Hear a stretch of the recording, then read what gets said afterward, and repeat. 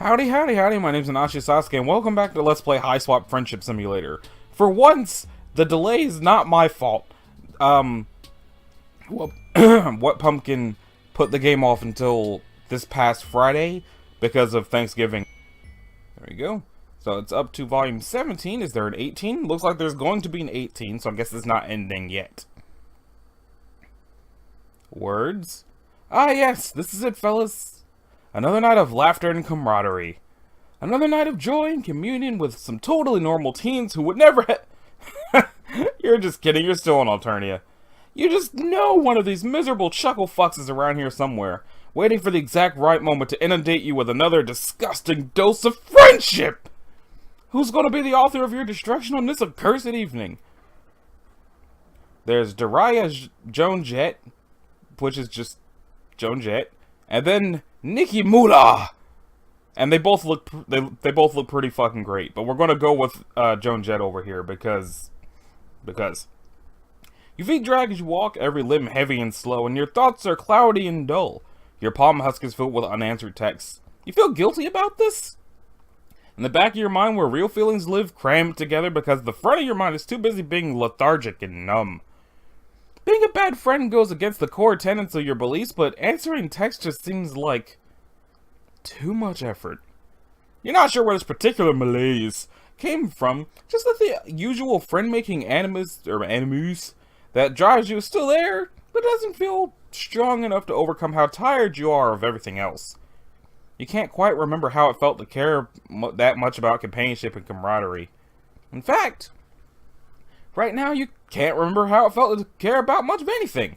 Your thoughts drift to fantasies of driving your car into the uninhabited Alternian desert till you run out of fuel, and perhaps letting the sun have its way with you. It could be part of that feeling that you've almost made all the friends there are to make, and that there's little left for you to do on this planet. It could be weeks of trauma catching up and sinking you into depression to protect you from thinking about it all. Either way, it just feels like so much effort to do anything. You'd sort of welcome oblivion if it showed up right now to offer its sweet embrace. Your listless walking has taken you into a familiar neighborhood.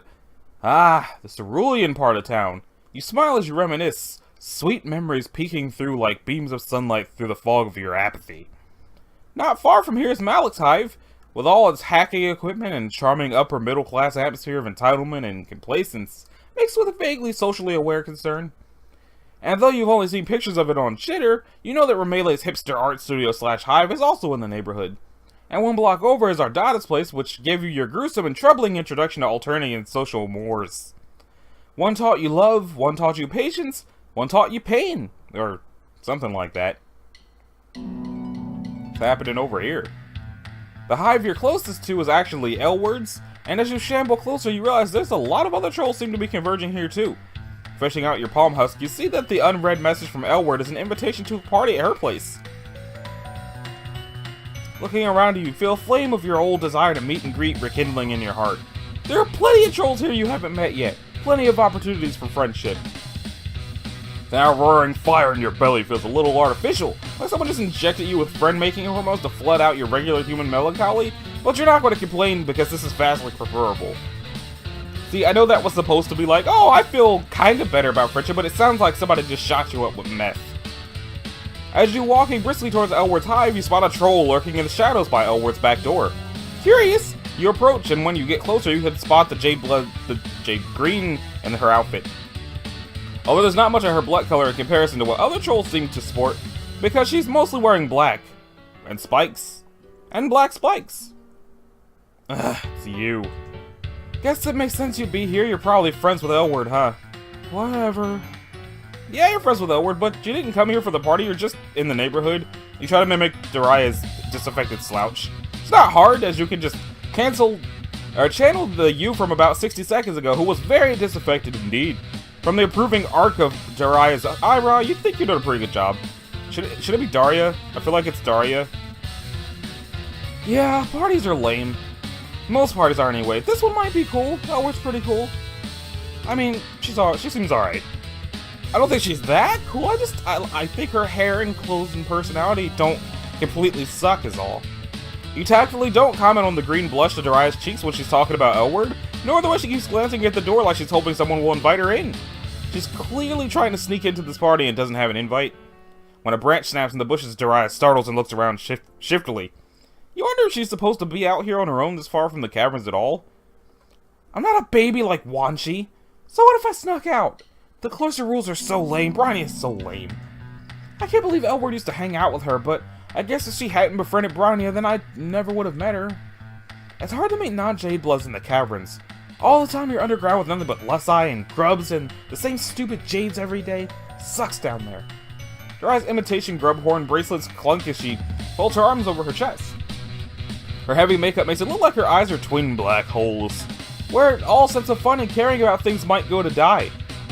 She's giving you a marked contrast from how Brian talked about the caverns with the peace and quiet and safety they offer compared to Alternia's surface. And other than that time that Lanera nearly killed you in a cave, and that time you were nearly trampled by a rampaging Lustus, you remember liking the caverns? Pfft, you would think that. Don't know why I thought you might be cool. You might be friends with Elward, but you're also friends with Bronny and Lanera. They're the two most boring trolls on this planet. You can't help but feel slightly defensive of your friend. Sure, Lanera's Lanera, but you wouldn't call her boring, and Bronny is very fond of rules, it's true, but she can hang. Whatever. This conversation is dumb. I don't care if you can't get me into the party, nothing matters anyway. Just make your stupid choice and get on with it. Is there just not going to be a fourth wall anymore? I also, at this point, no longer know which would be the good choice, especially because Party Hard used to make me think of the Andrew WK song, but now it makes me think of the video game where everybody dies at parties. So, let's suggest she goes home, see what happens. Thinking about the J-Blood caverns has got you really missing them. The quiet monotony, the cute little grubs, the dank air and darkness. You can't think of a better place to lie down and have a depression nap, perhaps even a depression coma. They straighten out your slouch and tell Daria that regardless of her opinion on Brian and how cool or lame she is, those cloister rules probably exist for a reason, right? Maybe the two of you can both go back to the caverns together. Fine, be a goody. 2 strut pot encasements. I'm gonna go somewhere where it's not so lame. Okay, got that out the way. Not lame. Alright, moving on. Got to get back in there. Got to get you into my life. Skip all the bullies, friendship talk. Blah, blah. Whee! Let's make a stupid choice. Party hard! Okay. What the hell? It's not your job to keep anyone in line, and it's not like you have a great understanding of why even the older J-Bloods need to stay underground anyway. If Daria, whatever, wants to sneak into parties and get into trouble, who are you to say no? Daria expresses no pleasure at your decision to get her into the party, just shrugs and rolls her eyes. Shrug and roll your eyes back. You can play the role of disaffected teen with the best of them. You take her around the front door. Hey, you looking forward to seeing Elward again? When you met her, you didn't have nearly as many friends as you do now, and in retrospect, you know you came off as kind of sycophantic. Wouldn't it be great if you could introduce Elward to the new, popular, and knowledgeable you? As you're walking up the steps, a huge shadow dwarfs yours. You look up to see Kahut, of all trolls, grinning above you. I don't remember what voice she had, like, at all. Well, hey, little one. I remember you. And who is this new little one you've got with you? Kahut switches her interest from you to Daria, or Daraya, whatever, grinning down at her. Daria isn't huge for a J-Blood or anything, but she seems absurdly tiny with Kahut looming down at her like that. I don't think that's how looming works. Her face remains impassive and bored, but she scuffs one of her big black boots on the ground and twists one of her spiky bracelets around on her wrist. Cute. Don't see many little jades outside of the caverns. I've always found greenies fascinating, so devoted to the continuation of the species. What a holy mission. Kahut moves slow and lazily, while she has all the time in the world and no conceivable reason to rush, and reaches out to pat Daria's shoulder. She lets her hand linger, one claw resting against Daria's neck. Ain't it a dangerous proposition to be so far away from your green brothers and sisters? Unless you're hiding something in those pretty veins. A slimy chill runs down your spine. Daria seems frozen to the spot, staring straight ahead at Kahut's bosom in front of her. You think Kahut is it Chahut or Kahut? I'm just going to keep saying Kahut. Fuck it. Is joking, but it can be hard to tell with clowns. Their humor is just so much more highbrow than everyone else's. Just joking. This looks like a good party, even if Elward is too blasphemous for my taste sometimes. See both of you little ones inside. And then she ambles away, bending down to duck inside the door to the party. You hear party sounds, music and laughter, and clinking drinks, and what could be the sound of someone being murdered, which qualifies as party noise on this planet.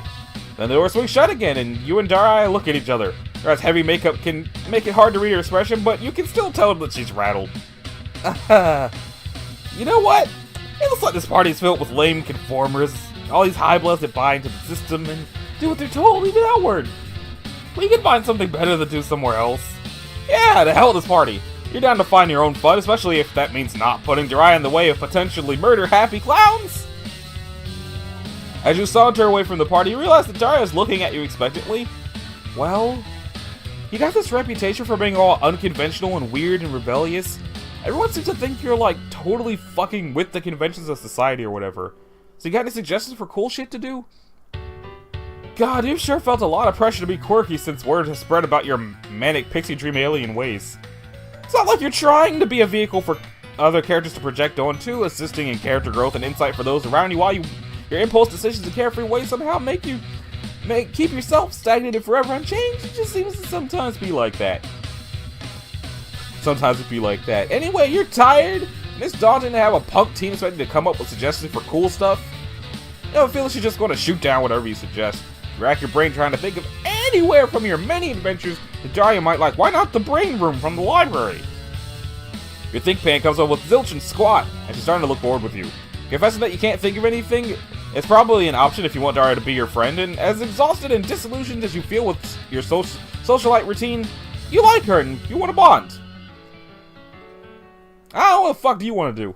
You tell Daria that you have no ideas for cool things to do because everything on this planet is lame. But she's from here, doesn't she know of any non-lame places to go?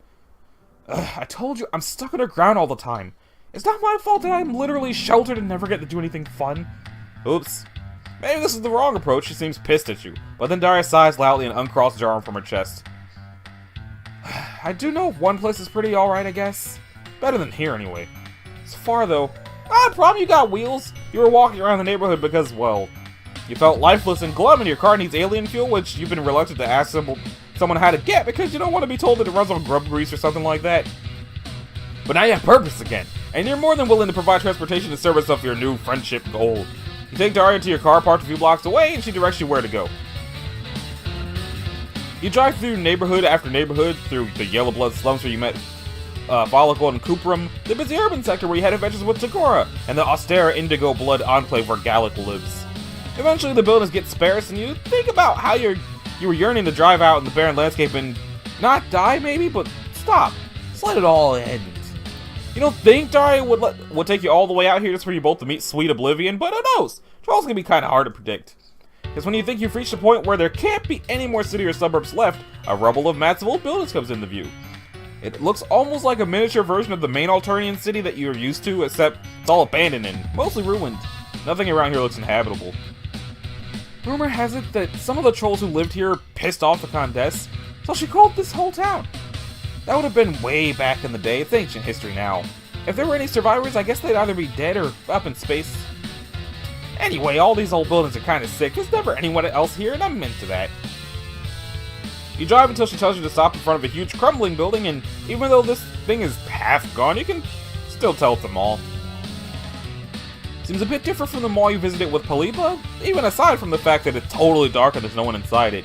It seems more old-fashioned, a lot more like one of your familiar Earth malls. Every dystopian movie you've ever seen has taught you to be extremely wary of abandoned malls, and you feel pretty nervous as Daria, whatever, takes you up the rickety frozen escalator. Walking up and down escalators sucks. It's so dark you can barely see your hand in front of your face. Trying not to show your fear, because you don't want to look like a wuss in front of Daria, but you can't hold back a whimper when your foot lands on a step that makes a distinctive about-to-collapse noise. Don't be scared. It's okay, I've climbed all over this place 1,000 times, and anything that isn't already disintegrated is sturdy enough. And there's no risk of calling out here because, well, everyone's already been called.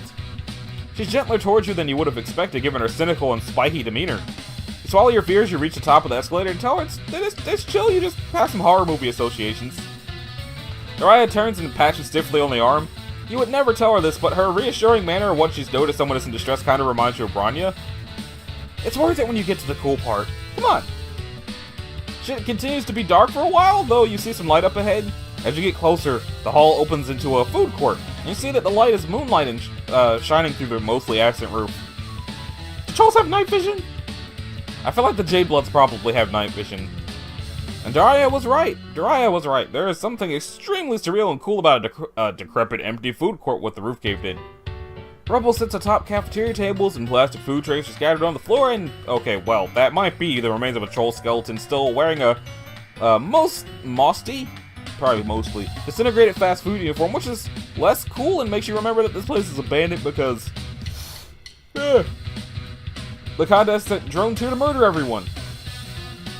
You wanna know the weirdest thing about this mall? It seems like actual adults used to maybe work here. I've gone through a lot of the stores and some of them are for adult-sized things. And there's a store just for like shit the drones bring you now? There's army supplies for going off-world too. If this mall was for adults, it must be really fucking ancient. Jeez, has it really been that long since there were any adults on this planet? Even after all your time while attorney, that still kind of freaks you out. What must it be like to grow up entirely without adults, to live on a planet that's nothing but kids? Daria gives you a weird look. What would it even be like to have adults down here too? That sounds way more dangerous and stupid.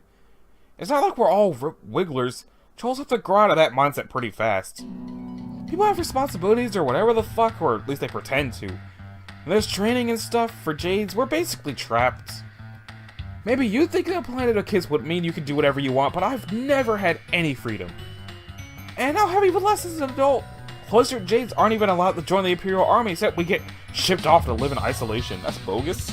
We're forbidden to contribute genetic material to the slurry, and no paling is allowed once we mature for some, I don't know, bullshit old-fashioned reason that I pretty much don't understand at all. On attorney, your whole future's decided the second you're hatched.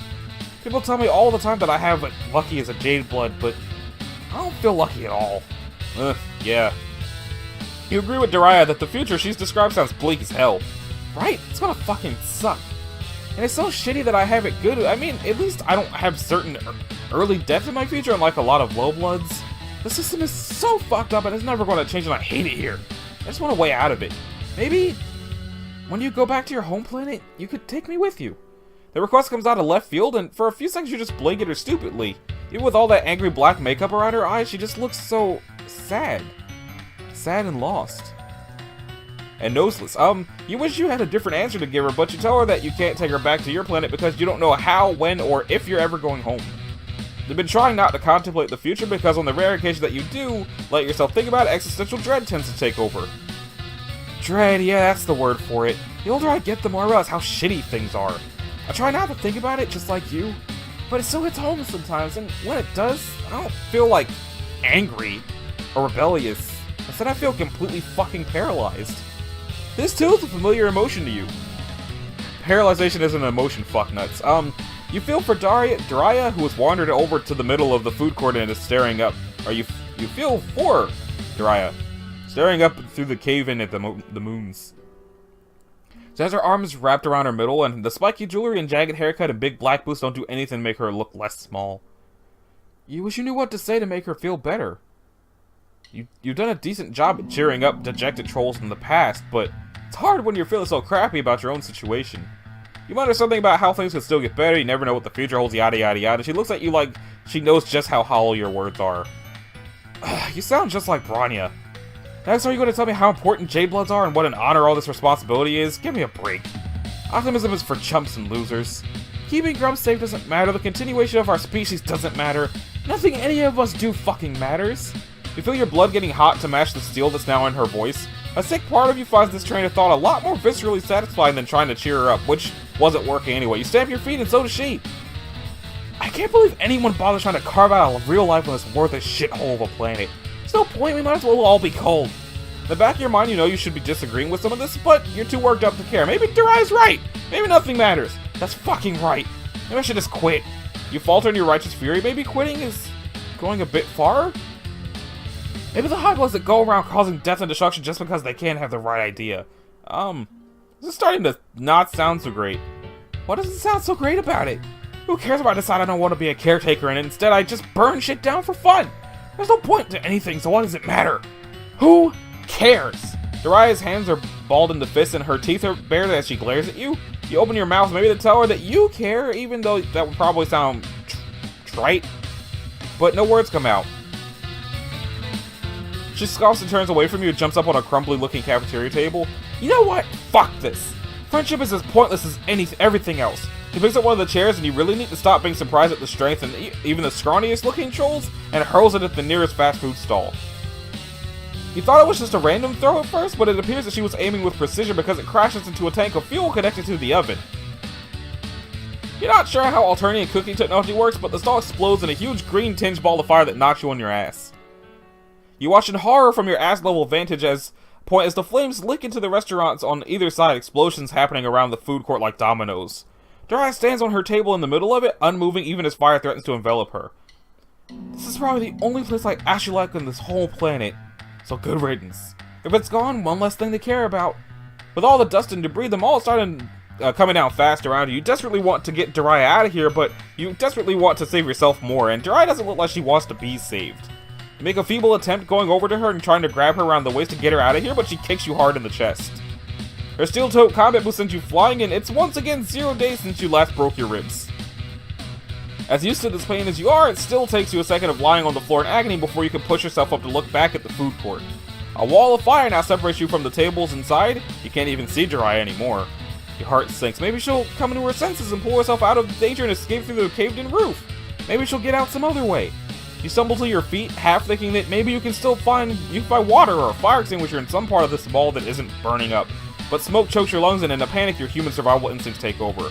You dash down the escalators, mall infrastructure starts to crumble around you, and you don't want to abandon Daria, but it's all you can do to get your own sorry self out of there alive. Okay, so that's the bad ending. I don't remember what choice got us there. I guess we'll figure out once we get back to it. Doop-a-doop-doop-boop. I believe Party Hard was one of the things. Okay, Jonjet. Maybe I should just call her Jonjet. Party Hard! Wander the streets like hoodlums. Here's the thing. Your weirdest and best adventures have happened to you when you just decided to be spontaneous and just let shit happen. Adventures and coolness are both hard things to plan. So what, are you suggesting that we just wander? Her derisive tone makes you hesitate, but well, yes, that's exactly what you're suggesting. Daria gives you a long, considering look. You hold your breath. Then she shrugs. Okay, whatever, sure. Not like I have anything better to do. Let's just go. You meander through the well-maintained cerulean streets heading downtown. It seems like a good opportunity to get to know your potential friend, so you start by asking her some fairly simple questions. How am I? Gee, I don't know.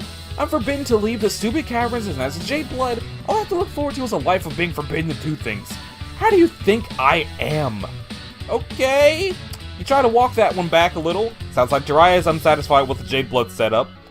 That's one way to put it. You could also say that I'm unsatisfied with, like, the whole setup of my species. You've been here for a while now. Don't tell me you haven't noticed that every part of our society is transparent bullshit. You glance around because Daria is right. You've been around for a while, and that means you know enough to know that if the wrong people overheard this kind of talk, you'd both get killed on the spot. But everyone here seems distracted by their own nonsense. Cautiously, you can see that, yeah, you notice a certain bullshit aroma. Yep, it all stinks. No one has any kind of real future except the highest of the high bloods. And I've actually heard that things pretty much suck for them, too. Some might say that purple bloods are the most disadvantaged class of them all. You're just going to continue to not comment on that one. Instead, you point out that being a Jade Blood, Daria has a purpose beyond just growing up to become fodder in the Imperial Army like you've heard other trolls mention. Surely that counts as the real future? Ugh. Don't get me started. Suffice to say, I'm not exactly hype about the purpose that I supposedly have. More like the purpose that was arbitrarily assigned to me. But it's not like I have a choice, and rebelling in any sort of real way just puts me in danger of a culling. Life is pretty much just hopeless. Damn. You wish you had a good counter-argument. You want to give her some words of comfort, but what can you even say? Daria's right, shit's grim. At least you're honest. Thanks for not bullshitting me. You know, Lanera said you were good to talk to about real stuff. I guess she was right. That's... Surprised that Lanera is going around talking about you, saying positive things even, but you're more surprised that Daria is bringing her up in such a non-derisive context. You didn't know Daria and Lanera were close? Ugh, no, gross. I hate Lanera. And not in a romantic way. Or, well... Anyway, never mind. Daria looks embarrassed and flustered and also pissed at you. At least you've gotten the subject away from how hopeless everything is, but still you don't want this friendship to sour. And just scanning your useless brain for a tactful subject change, you're saved by the footsteps of a new troll approaching. Hey! As luck would have it, you know this troll. It's Tzias. Which makes sense because your meandering has taken you and Daraya close to Tzias' favorite book hive. Oh, it's you. What are you doing here? I don't even need to ask. You're obviously making friends with this Jade Blood, searching for some dumb shit to do, no doubt. Don't let me keep you. His eyes looks just as exhausted as you remember. You don't want her to go just yet because it's been a while since you've seen her, and you're always eager for an opportunity to catch up with a friend, especially one of the less murderous ones. They notice Daraya eyeing Tzias' mug of unidentifiable liquid, and an idea occurs to you. You get excited, bouncing a little on the balls of your feet as you introduce Tzias and Daraya to each other.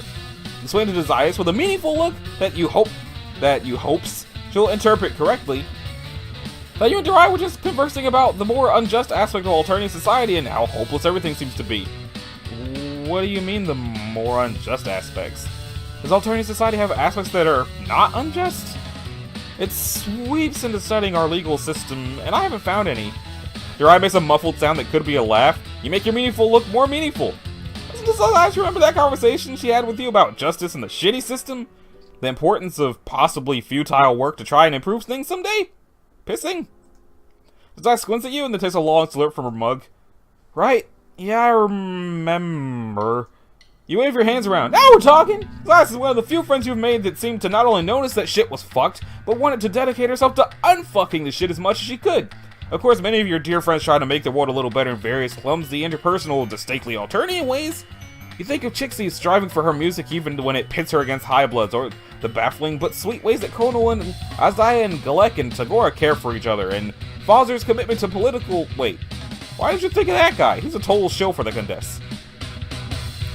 Anyway, Tzias has a big picture mentality and a cause that she believes in, and the simple fact that she hasn't yet completely given up is inspiring.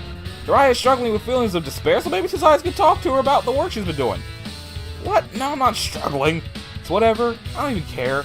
Daraya kicks at the ground sulkily. Tzias looks her over, her eyes lingering on the jade symbol on her shirt and her spiky black jewelry, then sighs. Sure, you don't care. I went through a phase of telling myself that too. I thought it would make it easier to deal, but nah. Tzias pauses for another mug slurp, and you think she might be enjoying the opportunity to monologue a little bit. Daraya huffs. The only thing that helps, and I'm not even sure that helps is the right word for it, is finding something to work on in your own little corner. Try and make shit a little less... But there's nothing I can do in my corner. It's pointless to pretend otherwise. And that goes for everyone, like this whole system is designed to help Highblood stamp out dissent in every corner. One troll can't do anything against something like that. Tzias' eyebrow twitches as she stares at Daraya, clearly peeved at being interrupted. Oh, this could be going better. Well, no shit. What do you think? What do you take me for? I'm not saying that all it takes is standing up and fighting for what's right or something stupid like that. That's obviously a surefire way to get culled. Well, then what are you saying? How can you even know whatever piddly little action you're taking will change anything? I can't tell you the future, dumbass. No one can give you a guarantee that any kind of action taken will ultimately be ultimately effective. You have to decide for yourself that it's worth it to try anyway. Why would you think it's worth it when everything around us confirms that nothing will ever change? I can't believe you're calling me a dumbass when that's the stupidest thing I've ever heard. But as Lola, she's about ready to throw the contents of her mug in Daria's face. Knowing Troll, she'd probably follow up with the mug itself. This is not the conversation you'd hope for at all. You step in before things can get any more heated. You tell Tzias that you're sorry and that you didn't flag her down just so that her ideas could get shit on. You turn to Daraya, who is staring at both of you with a defiant look on her face and a stubborn set to her jaw. This kid, she's just so dead set on rebelling against anyone who tries to tell her anything with even the faintest whiff of authority. You really thought that maybe all that attitude could be channeled into something productive that would also help her feel better and possibly even give her a sense of purpose. You're not mad, just disappointed. Ugh. Don't give me that look, okay? I was just stating my opinion. But I guess I could have been less of a bone bulge about it. You're pleasantly surprised that Daraya more or less apologized. His eyes look mollified too. This shit just makes me so angry. Angry and sad and helpless. Like, I don't even know what to do with myself when I really have to think about it. Bingo, unfortunately, feel the same way. I don't think there's any getting around the helplessness. But what I was trying to say is that working on something that might help fix things someday makes it feel a little less powerful. So what you're saying is that it's just about making yourself feel better? Well, when you put it like that, it sounds bad. I believe I'm working on things that might affect change someday, even if I'm not around to see it. But also, yeah, most of the time it helps me sleep at night too. You can tell Daria is a bit disappointed by this, like she doesn't trust that political rebellion can go hand in hand with making the rebels feel good about themselves. You point out that whether or not Tazayas feels good about her work doesn't make the work itself any less effective. Yeah, in the end the universe doesn't care about how I feel. I'm just one troll trying to do the right thing. Or, at least, the okay thing. For its own sake, even if it might ultimately be futile. What the fuck else are we gonna do on this bitch of an Alternia? You got me there. I'm bored all the time. There isn't really anything cool to do down in the caverns.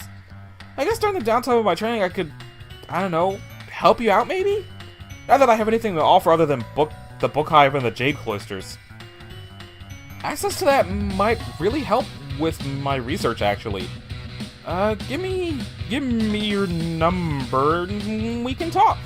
Is it just your imagination, or does his eyes look a smidgen less tired, the backs of her eyes less baggy, and her back a little straighter?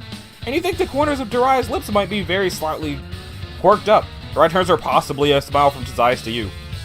This is cool, I guess. Or at least not so bad. But I don't know if it counts as something cool. So I guess we could keep hanging out until more shit happens? You know Daria well enough by now to recognize this for the ringing endorsement that it is. You're all about to happily agree when Tazayas pipes up. I'm just heading home from studying, but I'm not tired yet. If you wanted a third wheel to drag along?